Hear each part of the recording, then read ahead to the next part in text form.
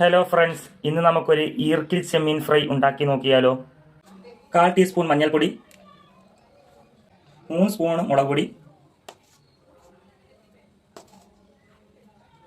അല്പം പെരിഞ്ചീരപ്പൊടി,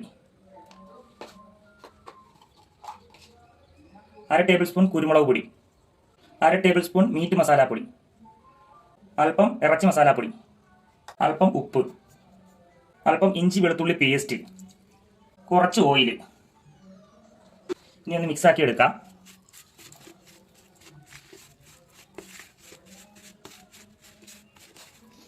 ഇനി നമുക്ക് കുറച്ച് വെള്ളം കൂടി ചേർത്ത് മിക്സ് ചെയ്തെടുക്കാം.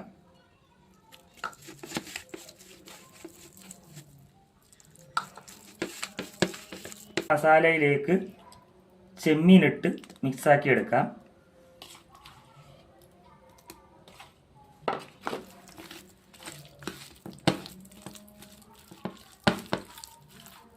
അങ്ങനെ നമ്മൾ ചെമ്മീൻ നല്ലോണം മിക്സാക്കി എടുത്തിട്ടുണ്ട്. ഇത് നമുക്ക് 1 മണിക്കൂർ ഒന്ന് റെസ്റ്റിൽ വെക്കണം.